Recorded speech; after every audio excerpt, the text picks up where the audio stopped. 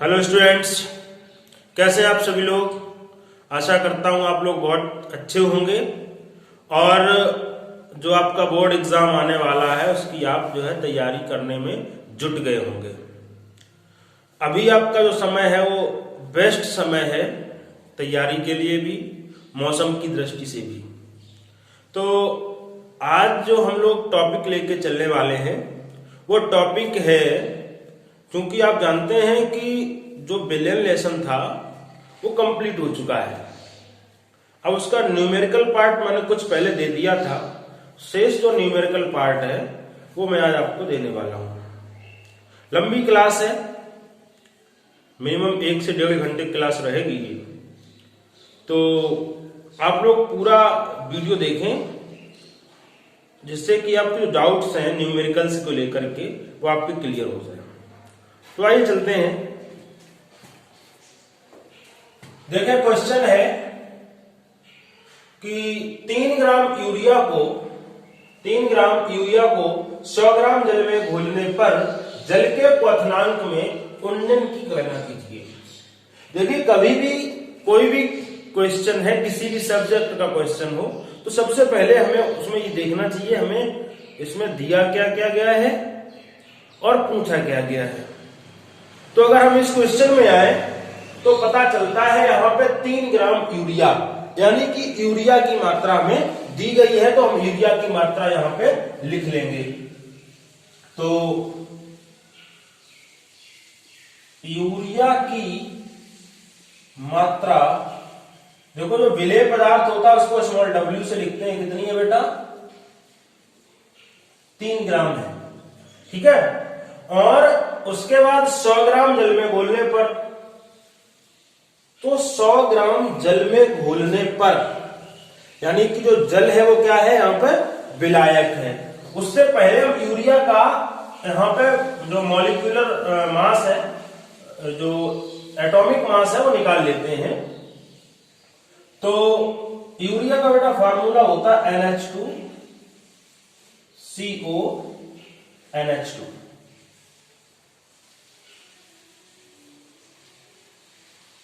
तो इसका अवभार निकाल लेते हैं, एम कितना होगा देखें। नाइट्रोजन का 14 होता है, हाइड्रोजन का 1 होता है, बट यहां पे हाइड्रोजन है कितने 2, तो 1 × 2 प्लस कार्बन का 12, ऑक्सीजन का 16,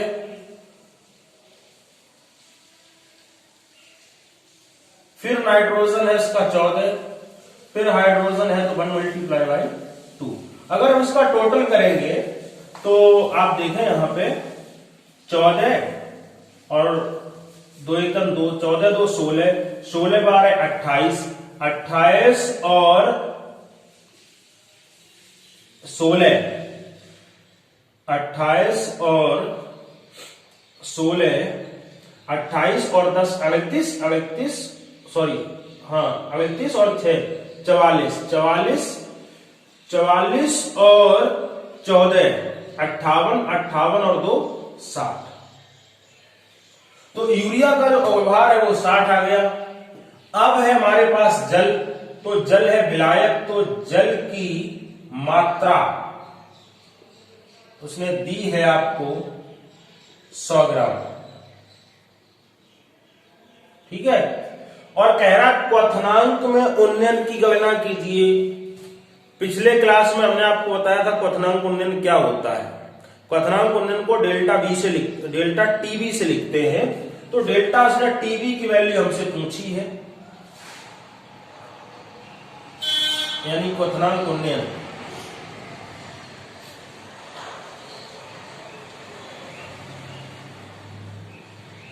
ठीक है ना।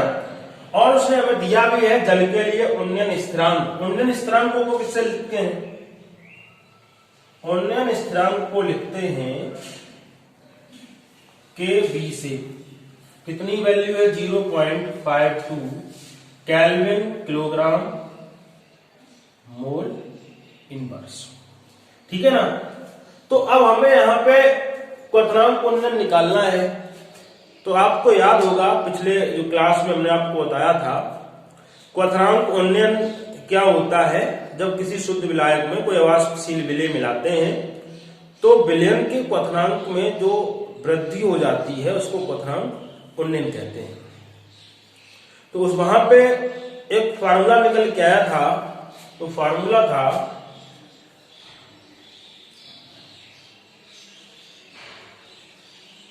Delta T B equal to K V into small W into 1000 बटे एम इंटू कैपिटल डब्ल्यू, ये फार्मूला था। तो इस फार्मूले से हमारा ये सवाल जो है वो हल हो जाएगा।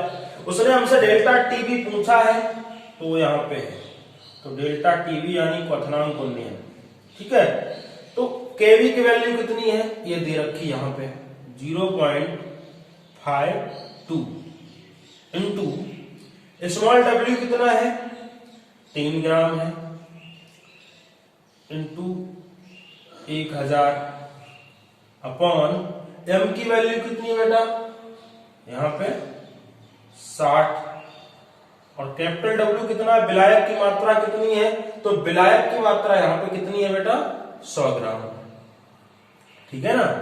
तो अब इसका जो है ऑपरेशन चालू, तो यहां से ये देखो आप 3 जीरो है ना, तो यहाँ पे 2 जीरो ये है और एक ये है, ये कट जाएंगे, ठीक है। अब यहां से इसको काट दो, 3 एकम 3 और 3 दूनी 6। अब हमारे पास जो वैल्यू बची है इसको हल करने के बाद में वो बची है 0.52 अपॉन 2, ठीक है। तो उसने पूछा था क्वथनांक उन्नयन, इसका इसमें डिवाइड करेंगे, भाग देंगे तो आएगा delta T V is equal to 0.26, ठीक है ना। तो 0.26 इसकी वैल्यू आ गई है यहां पर केल्विन में, ये क्वथनांक उन्नयन बेटा आपका निकल आया। यानी कि जब 3 ग्राम यूरिया को 100 ग्राम जल में घोलेंगे तो जो क्वथनांक में वृद्धि होगी, जो क्वथनांक उन्नयन आएगा वो आएगा 0.26 केल्विन, ठीक है। मुझे लगता है आपको ये समझ में आ गया होगा, इसको नोट कर ले, समझ ले, इस प्रकार से और जो सवाल है उनको लगाएं, मैं आगे आपको और बताता हूं सवाल। तो देखें बेटा अगला सवाल है इसी का क्वथनांक उन्नयन का, एक अवाष्पशील पदार्थ के 2.5 ग्राम को, देखें भाई एक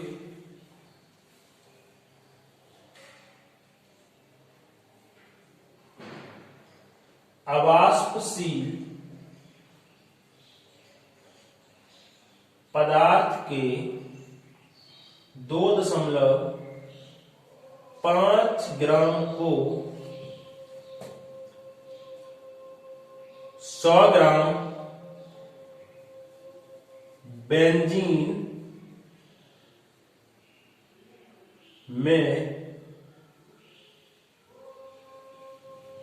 घोलने पर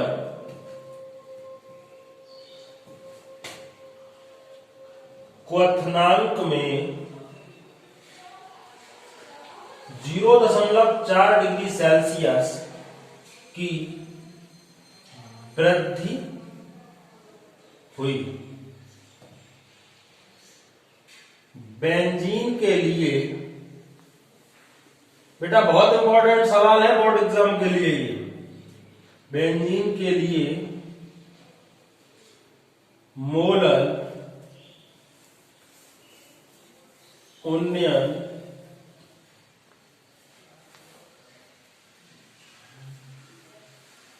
स्थिरांक 2.67 है।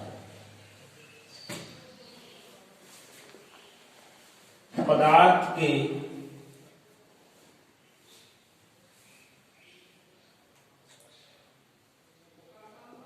अवभार की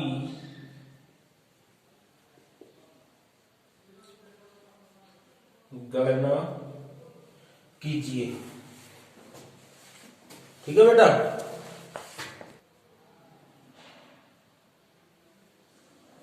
हाँ बेटा तो सवाल आपके सामने है, एक अवाष्पशील पदार्थ के 2.5 ग्राम को 100 ग्राम बेंजीन में घोलने पर। ठीक है, तो वही चीज है जो मैंने आपको पहले सवाल में बताई है कि यहां पे सबसे पहले आपको वही लिखना है कि जो पदार्थ है उसकी वैल्यू क्या है, जो भी इसमें दिया गया सवाल में, तो उसमें क्या क्या दिया है उसने वो लिखना है। तो एक अवाष्पशील पदार्थ, अब यहां पे हमें पदार्थ पता नहीं है कि पदार्थ है क्या, ठीक है ना, तो लिख लेते हैं। जो विलेय पदार्थ है उसकी मात्रा, पदार्थ की मात्रा कितनी है बेटा, स्मॉल w 2.5 ग्राम, ठीक है ना। अब उसने हमसे उसी पदार्थ के अव्यवहार की गणना करने को कहा है, तो उसने पदार्थ का जो अव्यवहार है, एटॉमिक मास है, वो हमसे पूछा है, ठीक है ना। तो m पूछा है। अब उसने कहा कि एक अवाष्पशील पदार्थ के 2.5 ग्राम को 100 ग्राम बेंजीन में घोलने पर, तो बेंजीन है बेटा वो यहां पे विलायक है, क्या है, विलायक है। तो बेंजीन विलायक है की मात्रा कितनी है, 100 ग्राम, ठीक है ना। और क्वथनांक में इतनी वृद्धि हुई 0.4 की, तो 0.4 की जो वृद्धि हुई है, वृद्धि क्या होती है, उन्नयन, तो उन्नयन को किससे लिखते हैं, डेल्टा टीवी से, 0.4 डिग्री सेल्सियस, यानी कि क्वथनांक उन्नयन जो है वो है 0.4 डिग्री सेल्सियस, ठीक है। और कहा है बेंजीन के लिए मोलल उन्नयन स्थिरांक, मोलल उन्नयन स्थिरांक को किससे लिखते हैं बेटा, केवी से, इसकी वैल्यू कितनी है, 2.67, ठीक है। तो अब हम उसी फार्मूले पे आ जाते हैं। हमारा जो फार्मूला है वो ये है, delta TV is equal to KV, हाँ, तो delta TV is equal to KV into W into 1000 upon M into capital W, ठीक है। तो हमसे पूछा उसने एम, तो एम को ट्रांसफर कर देते हैं इधर, तो M is equal to KV into W into 1000 बटे delta TV into capital W. अब ये सारे जो मान है हमारे पास जितने भी, वो हम यहां पे रख देते हैं। तो केवी का मान है हमारे पास 2.67, ठीक है ना। तो और स्मॉल डब्ल्यू है 2.5 इंटू 1000, डेल्टा टी भी हमारे पास है कितना है, 0.4, और इंटू कैपिटल डब्ल्यू का मान है 100, ठीक। तो यहां पे बेटा क्या करेंगे, दशमलव से ये दशमलव यहां से हट जाएगा, ठीक है ना। ये 2 जीरो से 2 जीरो काट दे देंगे। तो अब हमारे पास जो बचेगा, तो पूरे का इसमें मल्टीप्लाई करना चाहो तो मल्टीप्लाई कर दो, तो ये हो जाएगा, नहीं तो अभी इसको और काट देते हैं, 2 दूना 4 और 2 पंचे 10, ठीक है ना। तो हमारे पास जो वैल्यू बची 2.67 इंटू 25 इंटू 5 अपॉन 2, तो m इज इक्वल टू, इसका मल्टीप्लाई करेंगे तो 25 इंटू 5 125 हो जाएगा। 125 में इसका मल्टीप्लाई करेंगे 2.67 का, तो मैं यहां पे कर लेता हूं 125 इंटू 2.67, 7 35, 7 14, 17, 7 1 7 और 1 8 6 पंचे 30, 6 दूनी 12, 3 15, 6 एकम 6 और 1 7। इसका करेंगे 250 हो जाएगा। 5 7 8 5 13, 7 5 12 और 1 13 और 2 1 3, 2 दशमलव के बाद दशमलव आएगा। 333.75/2। ठीक है ना। यहाँ पे भाग दे दो इसमें, तो 2 का भाग देंगे, 2 एकम 2, बचेगा 1, हो जाएंगे 13। तो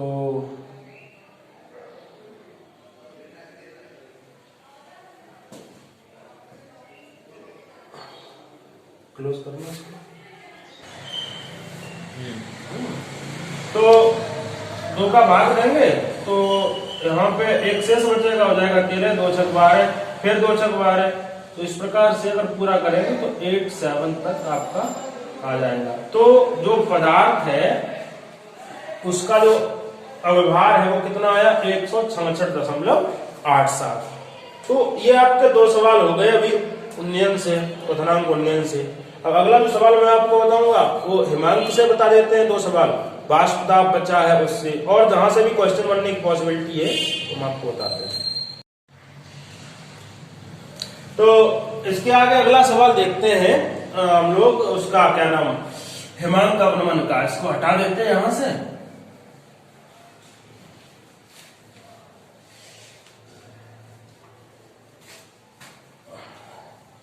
अब ऐसा है भाई कि आप लोग सोच रहे होंगे कि बोर्ड चल रहा है, तो अभी अपनी जो क्लास है वो थोड़ा आर्थिक परिस्थितियों से जूझ रही है। ठीक है, आप लोग थोड़ा इस पे करिए तो हम लोग स्मार्ट बोर्ड लगा देंगे। तो अगला सवाल देख लेते हैं बेटा हिमांक अवनमन से। तो देखते हैं अगला सवाल।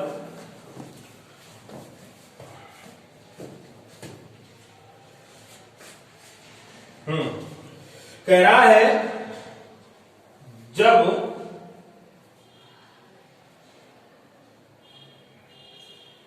एक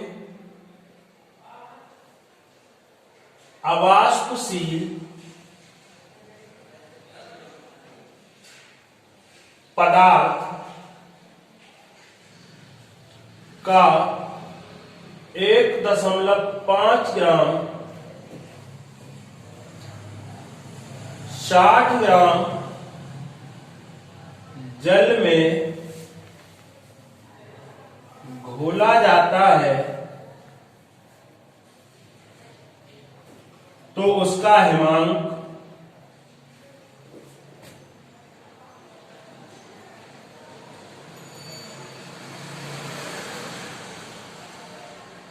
0.136 डिग्री सेल्सियस कम हो जाता है। अवनमन आ गया बेटा, कम हो जाता है। कह रहा पदार्थ के अव्यवहार की गणना कीजिए। पदार्थ के अव्यवहार की गणना कीजिए। ठीक है, तो मुझे लगता है इस वीडियो की क्वालिटी उतनी अच्छी नहीं होगी जितनी मैंने आपको पहले दी हुई है। तो थोड़ा संसाधनों की कमी है, संसाधनों को इग्नोर करते हुए आप लोग पढ़ाई पे ध्यान दीजिए बस। तो सवाल है बेटा, जब एक अवाष्पशील पदार्थ का 1.5 ग्राम 60 ग्राम जल में घोला जाता है तो उसका हिमांक जो है 0.136 डिग्री सेल्सियस कम हो जाता है। ठीक है ना। तो पदार्थ के अव्यवहार की गणना कीजिए। देखते हैं जैसे हम लोगों ने पहले सवाल लगाया वैसे ही लगेंगे ये भी। तो कह रहा है जब एक अवाष्पशील पदार्थ, तो अवाष्पशील पदार्थ कौन है पता नहीं है, तो हम लिख लेते हैं हम लोग, क्या जो दिया जाता है उसको पहले लिखते हैं। तो पदार्थ का अव्यवहार, यहाँ पे पदार्थ की आपको मात्रा जो देगी वो लिखते हैं, पदार्थ की मात्रा small w is equal to 1.5 gram, ठीक है ना। उसके बाद कह रहा है इसको 60 ग्राम जल में घोला गया और पूछा भी है पदार्थ का अवभार, तो वो लिख लेते हैं पदार्थ का अवभार m is equal to question mark, ये पूछा गया है, ठीक है। 60 ग्राम जल में घोला गया, तो जल में घोला गया जल की मात्रा, जल की मात्रा capital W is equal to कितना है बेटा 60 ग्राम है, ठीक है। और उसका हिमांक इतना कम हो गया, यानी हिमांक अवनमन, तो हिमांक में जो अवनमन है वो कितना हुआ है 0.136 डिग्री सेल्सियस का, ठीक है ना। और इसमें उसने एक चीज और दी है कि जल का जो अवनमन स्थिरांक है वो कितना है, मैंने यहां पे दिया नहीं है, मैं यहां पे दे देता हूं अवनमन स्थिरांक। तो अवनमन स्थिरांक उसने दिया है, अवनमन स्थिरांक को बेटा लिखते हैं इसमें kf से 1.86 दे रखा है, ठीक है ना। अवनमन स्थिरांक उसने दिया है 1.86 डिग्री सेल्सियस प्रति मोल, ठीक है। तो kf लिख लेते हैं अवनमन स्थिरांक। बेटा ये जो वैल्यूज रहेंगी वो आपको जो आपका बोर्ड एग्जाम का पेपर आएगा उसमें दी रहेंगी पहले से, ठीक है। तो उसमें बहुत ज्यादा घबराने की जरूरत नहीं कि हमें ये कैसे पता चलेगा, तो ये आपको पहले से दे रखे होंगे। जो भी आपको वैल्यूज हैं, जो कांस्टेंट वैल्यूज होती हैं, उन कांस्टेंट वैल्यूज को आपके एग्जाम पेपर में ऑलरेडी दिया रहता है, चाहे तो क्वेश्चन नीचे दिया रहेगा या फिर जो आपका क्वेश्चन पेपर है उसके अंत में दिया रहेगा, ठीक है। तो उसके लिए आप घबराए नहीं। तो अवनमन स्थिरांक की वैल्यू उसने दे रखी है 1.86, ठीक है। तो अब यहां पे हम लोग अवभार निकालना है, तो हिमांक अवनमन का जो सूत्र है निकालने के लिए, तो अवनमन स्थिरांक का देखें सूत्र लिखते हैं। पहले सूत्र है बेटा delta TF is equal to KF into आपका स्मॉल w इंटू 1000 बट्टे m into capital W। m पूछा है, ट्रांसफर कर देते हैं इसका इधर, ठीक है ना। तो m is equal to KF into small w into 1000 upon delta TF into capital W, ठीक है। तो KF की वैल्यू हमारे पास कितनी है 1.86 है, स्मॉल w बेटा कितना है 1.5 है, और इंटू 1000 अपॉन डेल्टा TF कितना है 0.136 इंटू कैपिटल W कितना है 60 है, ठीक है। तो यहां पे हम लोग क्या करते हैं, जितने भी दशमलव आप देखें, यहाँ पे 2 अंक के बाद दशमलव, यहाँ पे 1 अंक के बाद दशमलव, और यहाँ पे कितने अंक के बाद दशमलव 3 अंक के बाद, तो ये दोनों दशमलव जो है यहां से हट जाएंगे, ठीक है ना। और इसको थोड़ा काट पीट देंगे, देखें 186 इंटू 15 इंटू 1000 बटे 136 इंटू 60, ठीक है। 15 एकम 15 और 15 चौकू 60, ठीक है।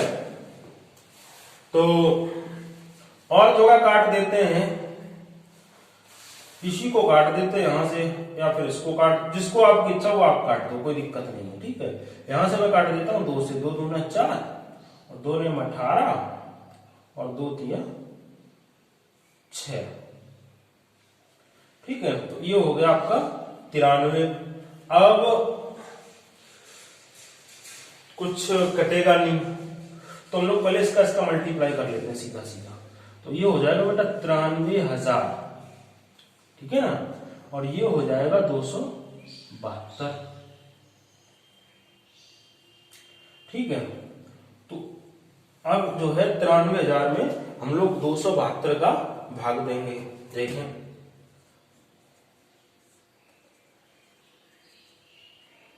तो ये आपका हो जाएगा, अगर आप इसमें भाग देंगे तो मुझे लगता है करीब 3 बार चला जाएगा। 3 दूनी 6, 3 सत्ते 21 और 3 दूनी 6 और 1 7 घटाएंगे तो 10 में से 6 जाएंगे 4 और यहाँ पे बचेगा आपका कितना 2 में से क्या 1 और 9 में से 7 गया 2, 0 नीचे लाएंगे हो जाएगा ये 2140। ठीक है। अब हम इसमें जब भाग देंगे तो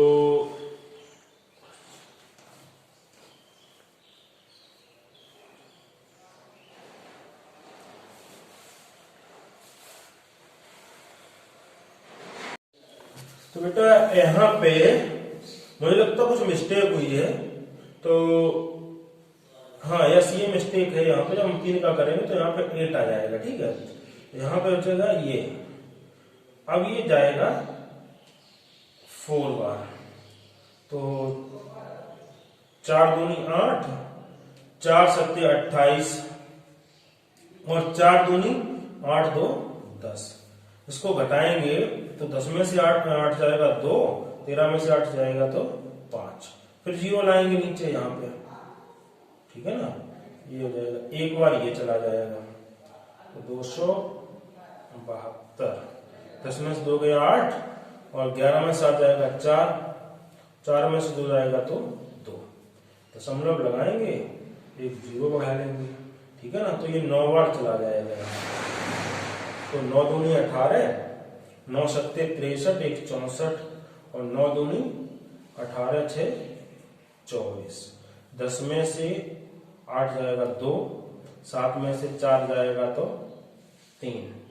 ठीक है ना, ये फिर लगाएंगे 0 बढ़ाएंगे, फिर ये एक बार चला जाएगा यहाँ से। ठीक है, इसकी जो वैल्यू आ जाएगी 341.91।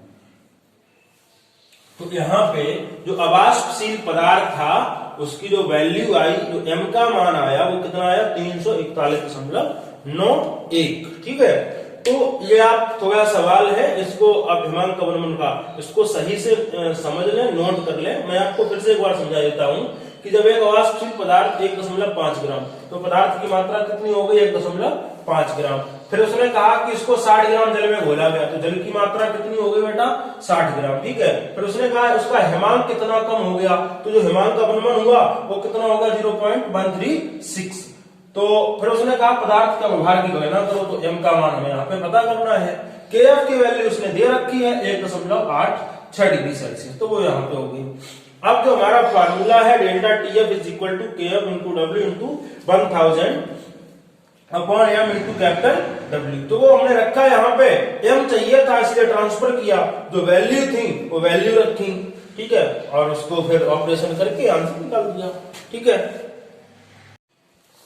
ठीक है, देखते हैं अगला सवाल। इसके आगे हम लोग हिमांक अवनमन से है, और ये जो बिलियन लेसन जिसके आप सवाल लगा रहे हैं बोर्ड एग्जाम में, जो है आपके यूपी बोर्ड एग्जाम में 7 नंबर का आने वाला है, और मिनिमम आप मान चलिए 5 नंबर के न्यूमेरिकल्स आने इसी तरीके से।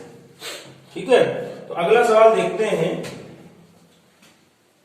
क्वेश्चन है बेटा 0.29 ग्राम कार्बनिक यौगिक को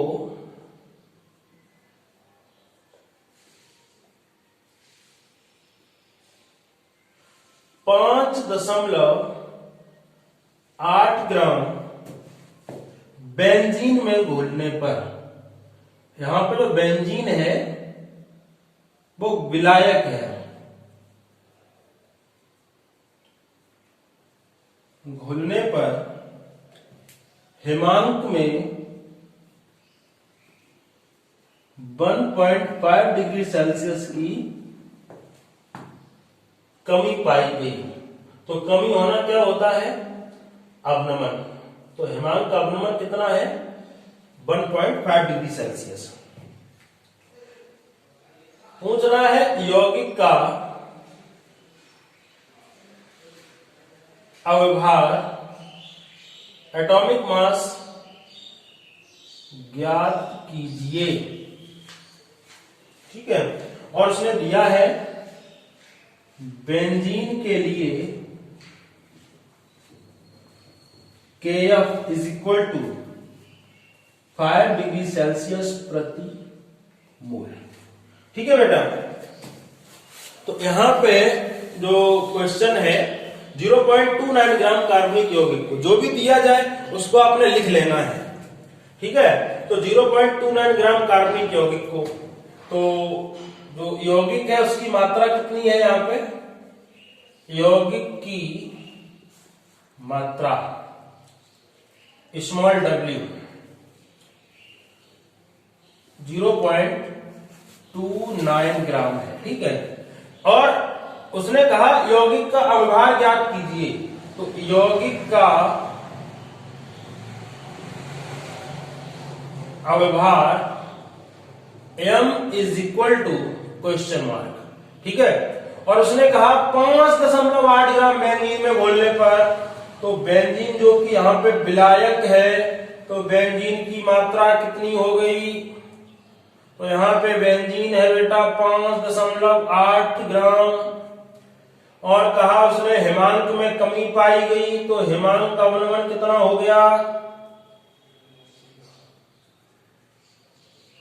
हिमांक का अवनमन delta TF is equal to 1.5 degree Celsius, और उसने दिया है आपको KF 5 डिग्री सेल्सियस प्रति मोल। ठीक है, अब व्यवहार पूछा है, फार्मूला लगा देते हैं, delta TF is equal to KF into small w into 1000 upon m into capital W। ठीक है ना, तो KF का मान रखिए यहां पे कितना है 5, स्मॉल w कितना बेटा 0.29 ये दे रखा है यहां पे, इंटू 1000 बटे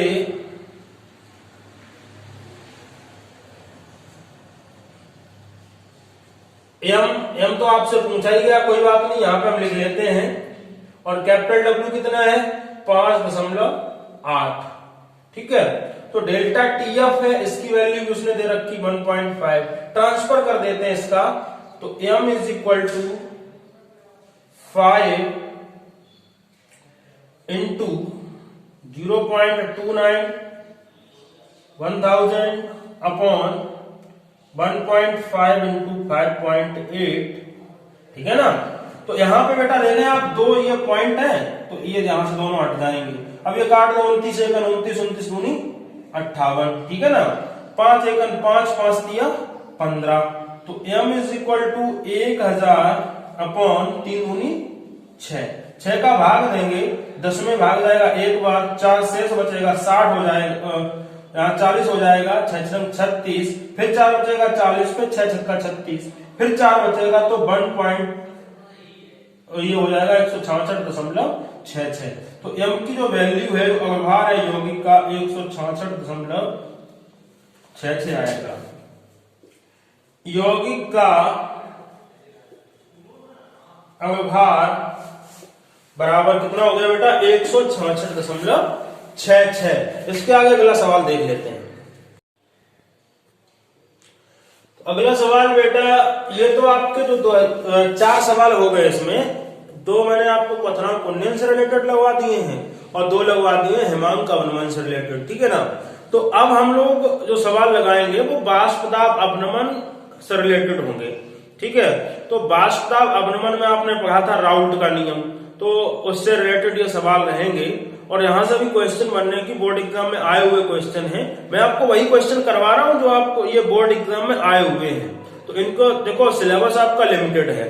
ठीक है ना, तो ये मतलब ये है कि आपका उन्हीं में से कोई भी बोर्ड एग्जाम में जो क्वेश्चन होते हैं वो रिपीट होते हैं बार बार, क्यों, सिलेबस तो लिमिटेड है, उतना ही सिलेबस, उसमें कितना पूछोगे, तो बार बार वही चीजें हैं, कभी एक आता है कभी दूसरा आ जाता है, तो बार बार रिपीट होते रहते हैं क्वेश्चंस। ठीक है ना, तो आगे देखते हैं सवाल को।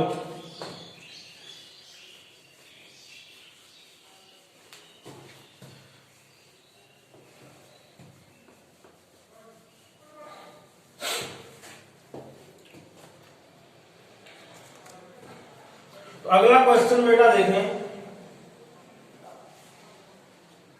कह रहा है, 5वां नंबर का क्वेश्चन है, शुद्ध बेंजीन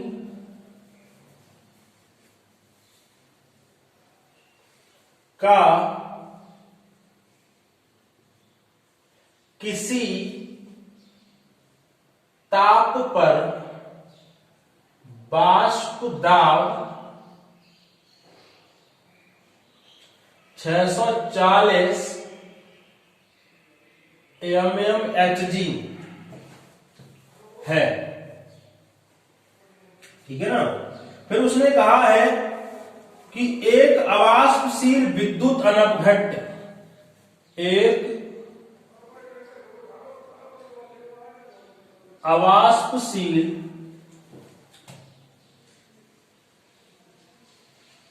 विद्युत अनपघट्ट ठोस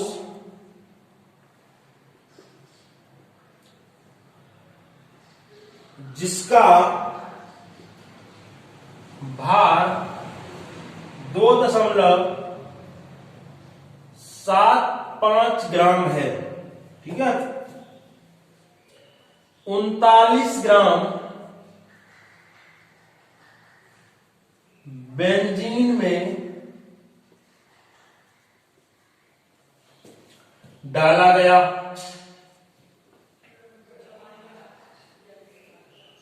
विलयन का वाष्प दाब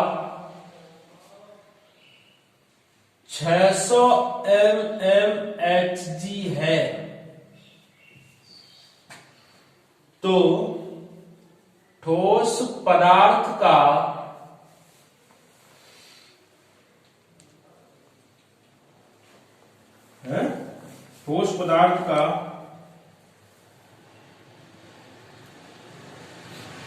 अवभार ज्ञात कीजिए। ये क्वेश्चन है बेटा, कह रहा है शुद्ध बेंजीन का किसी ताप पर जो वाष्प दाब है 640 mmHg है, एक अवाष्पशील विद्युत अनपघट्ट ठोस।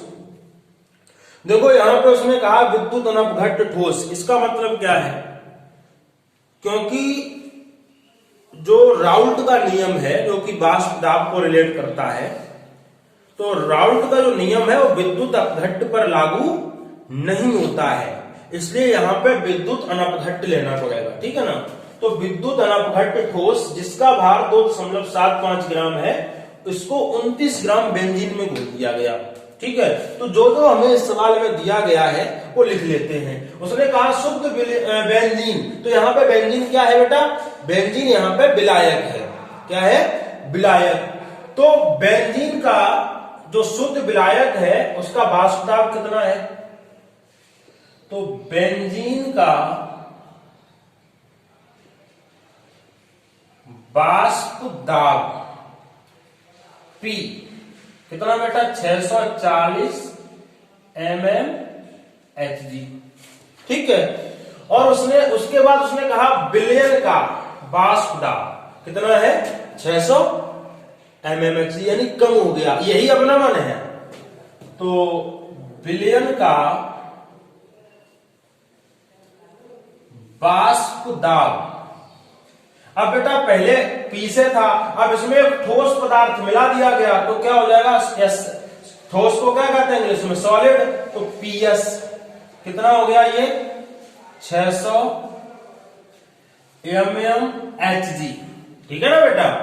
और उसने कहा है एक अवाष्पशील विद्युत अनपघट्ट ठोस जिसका भार, यानी कि जो विद्युत अनपघट्ट है जो पदार्थ है, तो ठोस की मात्रा कितनी है बेटा, तो मात्रा है स्मॉल w 2.75 ग्राम, ठीक है ना। और उसी ठोस का उसने अवभार पूछा है, तो ठोस का अवभार m बराबर पूछा गया है क्वेश्चन मार्क। अच्छा, बेंजीन की बेटा मात्रा कितनी है? तो बेंजीन की मात्रा कैपिटल डब्ल्यू जो है वो कितना है? 39 ग्राम है। ठीक है। और बेंजीन का बेटा सूत्र क्या होता है? अब सूत्र C6H6, तो इसका अवभार भी निकाल लो। तो बेंजीन का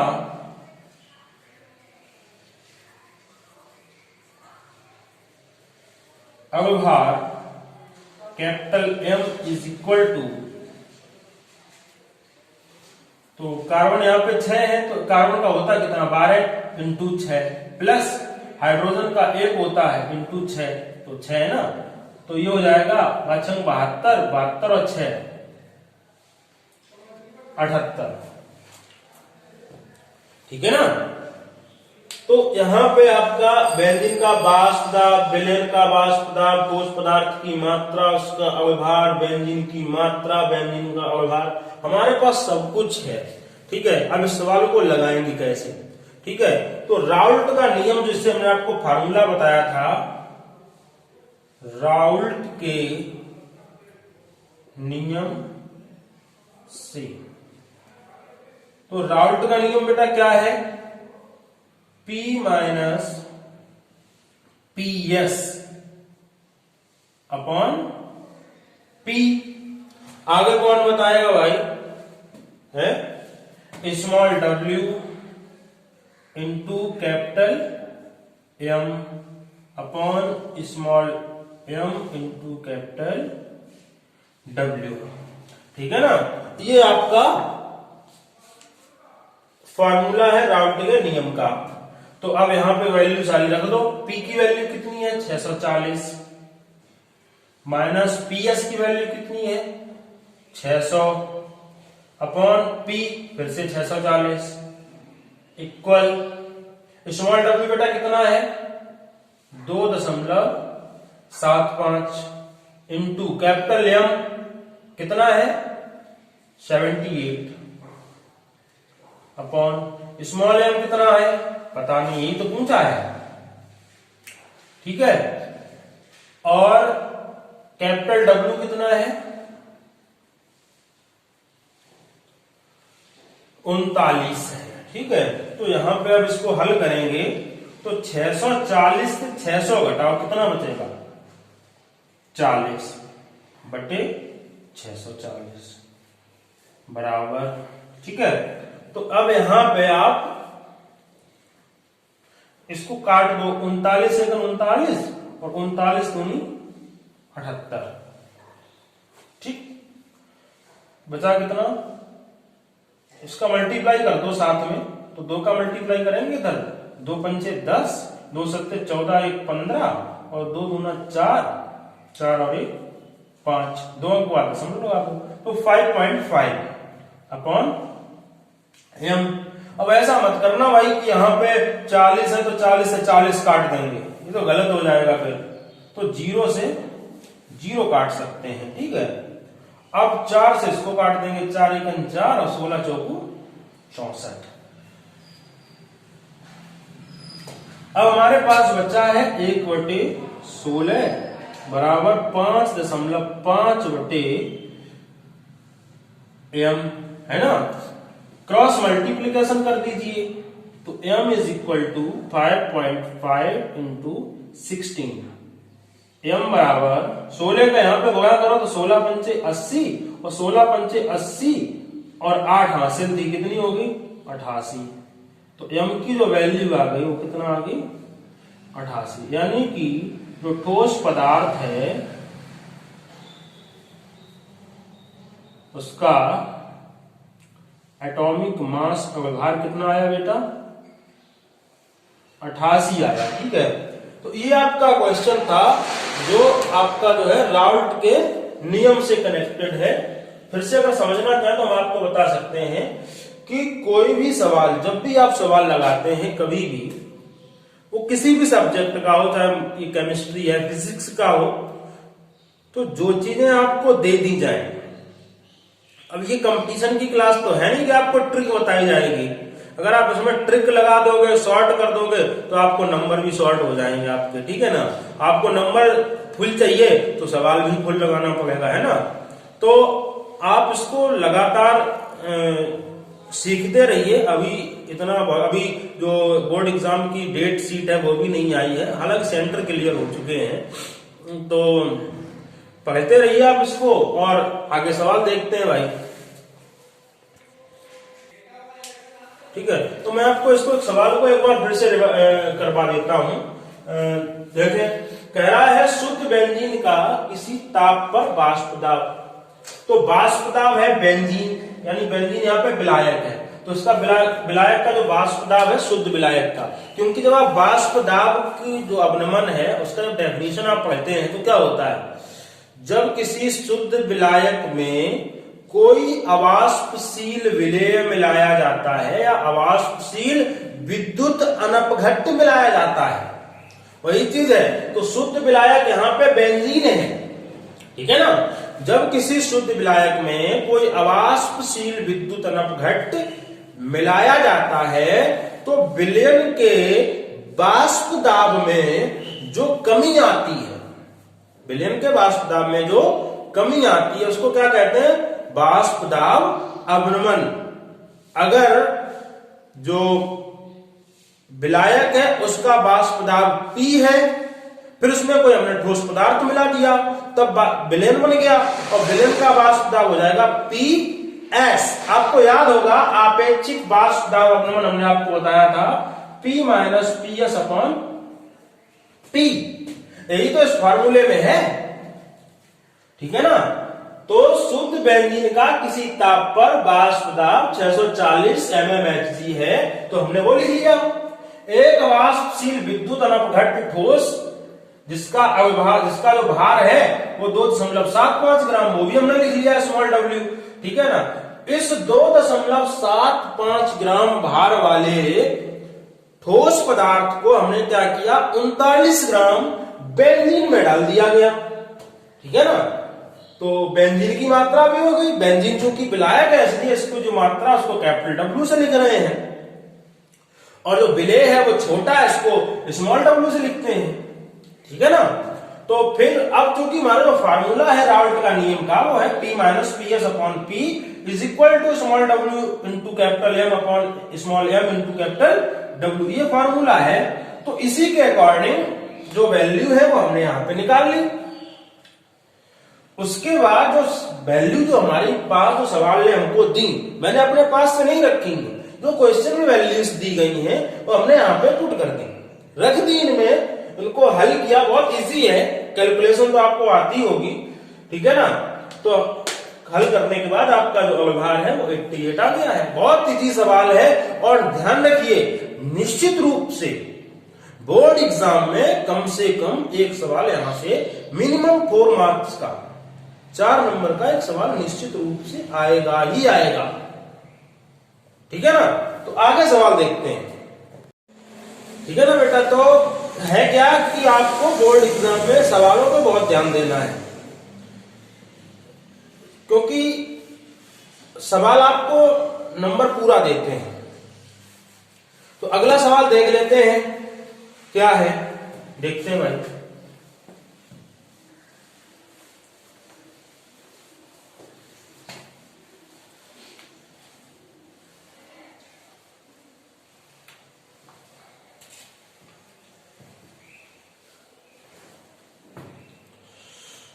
देखिए भाई सवाल,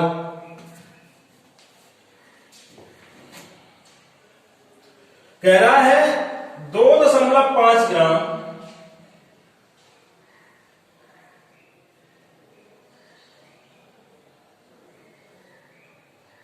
ग्लूकोज,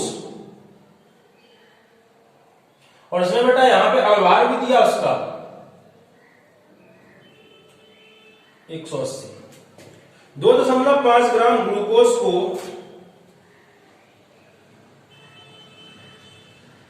25 ग्राम जल में घोलने पर हिमांक में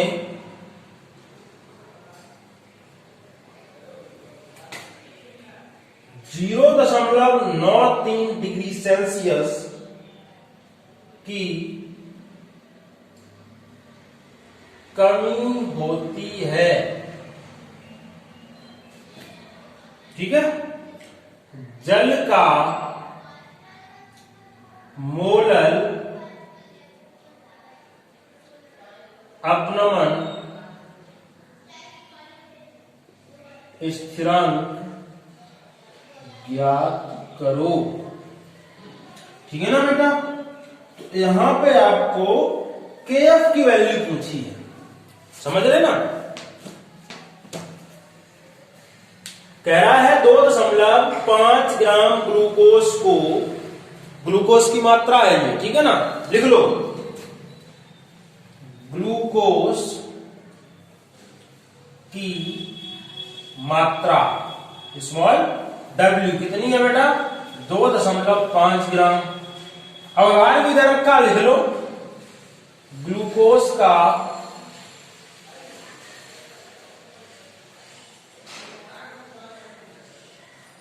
अव्यवहार m इज इक्वल टू कितना है, 180। ये उसने आपको क्वेश्चन में दे रखा है, ठीक है ना। को 25 ग्राम जल में घोलने पर तो जल की मात्रा यानी कि कैपिटल W कितनी है, 25 ग्राम। हिमांक में कमी आ गई कितनी, तो हिमांक अवनमन डेल्टा TF कितनी बेटा कमी आ गई, 0.93 डिग्री सेल्सियस। ठीक है, ये कमी आ गई। और फिर उसने कहा है कि जल का मोलल अवनमन स्थिरांक, तो मोलल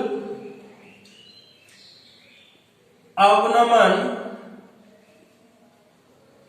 स्थिरांक, ठीक है, मोलल अवनमन स्थिरांक KF पूछा गया है। ठीक है ना। कह रहा 2.25 ग्राम ग्लूकोज जिसका अव्यवहार 180 है, आप जानते ही होंगे ग्लूकोज का अव्यवहार 180 होता है, को 25 ग्राम जल में घोलने पर हिमांक में इतनी कमी आ गई तो अवनमन हो गया इसको। तो जल का मोलल अवनमन स्थिरांक यानी कि KF की वैल्यू आपको पता करनी है। तो अब जो है यहां पे हम लोग सूत्र लगा देते हैं बेटा। सूत्र है हमारे पास delta TF is equal to KF into small w 1000 upon m into capital W। हमें मान किसका चाहिए, KF का। ट्रांसफॉर्मेशन करके उसको घुमाते हैं फार्मूले को, तो KF इज इक्वल टू ये हो जाएगा delta TF into m into capital W upon small w into 1000। ठीक है ना। इसका जो है आप क्या करेंगे, क्रॉस मल्टीप्लीकेशन करेंगे, तो KF into W into 1000, KF की वैल्यू चाहिए तो नीचे आ जाएगा। ठीक है ना। तो अब यहां पे जो आपके पास वैल्यूज हैं, तो आपके पास मान दिए गए हैं आपको, वो मान रख देते हैं।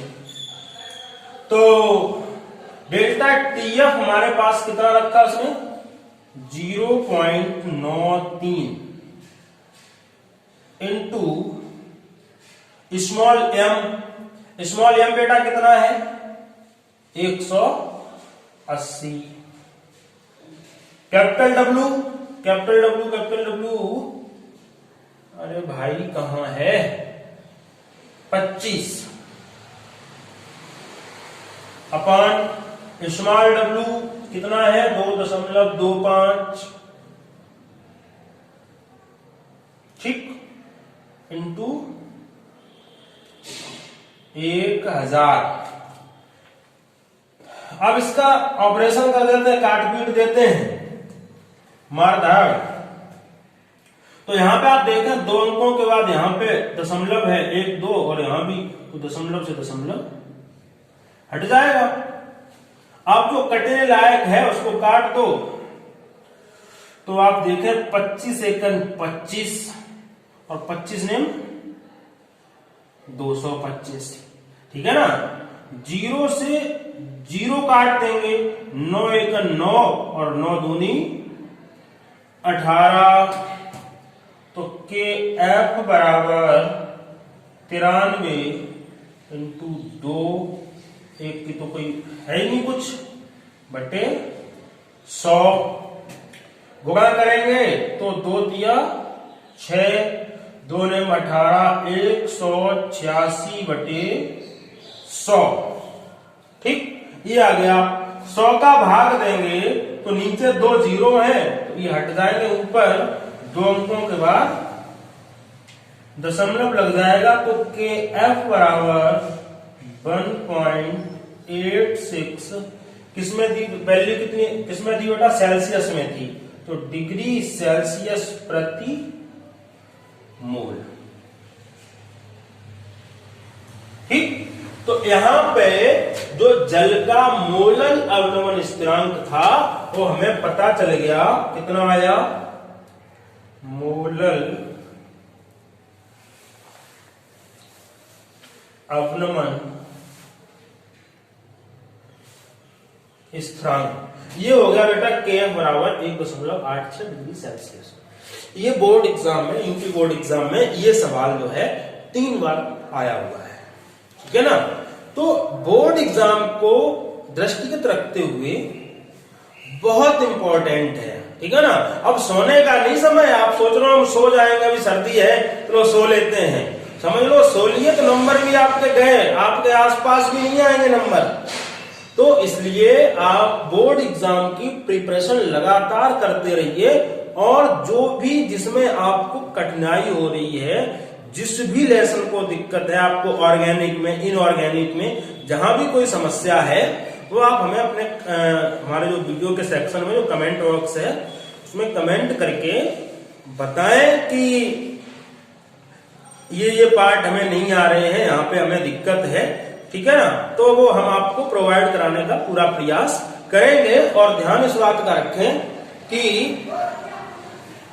आप अपनी लगातार जो है तैयारी, बोर्ड एग्जाम की जो है वो अपनी तैयारी लगातार करते रहिए, जिससे कि आपको बोर्ड एग्जाम में आपको अच्छे से अच्छे नंबर मिल सके। जहां पे आपको हमारी जो आवश्यकता समझ में आ रही है, जो हमारे यहाँ पे जो आसपास के जानकार स्टूडेंट्स हैं जो हमसे मिलते रहते हैं, वो हमें हमारे नंबर पे, व्हाट्सएप पे, कहीं से भी मैसेज करके या कमेंट सेक्शन में जाकर के कमेंट करके हमें बता दें कि हमें इस पार्ट में कठिनाई हो रही है, तो हम आपको पूरा कराने का प्रयास करेंगे और हम आपके साथ हैं पूरी तरीके से। बोर्ड एग्जाम में आप अच्छा परफॉर्म कीजिए, हमारी शुभकामनाएं हैं आपको। और ये इस बिलियन सेक्शन में जो बिलियन लेसन है, इसमें हमारी जो है, जहां तक मुझे लगा कि यहाँ से जो क्वेश्चन बनने की पॉसिबिलिटी है, उस प्रकार से मैंने यहाँ पे भी आपको सवाल बता दिए हैं, और पिछले वीडियोस में भी मैंने आपको क्वेश्चंस दिए थे। फिर भी अगर आपको कोई समस्या है तो उस क्वेश्चन की जो है हमें बता दें कि हमें इस जो टॉपिक है इसके क्वेश्चन नहीं आ रहे हैं, तो हम आपको वो भी करवाएंगे, ठीक है ना। तो आप हमारे चैनल को अगर नए पहली बार देख रहे हैं तो सब्सक्राइब कर लें, शेयर जरूर करें, जिससे और लोग भी इसका जो है हमारे चैनल को देख सकें, ठीक है। तो आप तैयारी करते रहिए शुभकामनाओं के साथ। Thank you.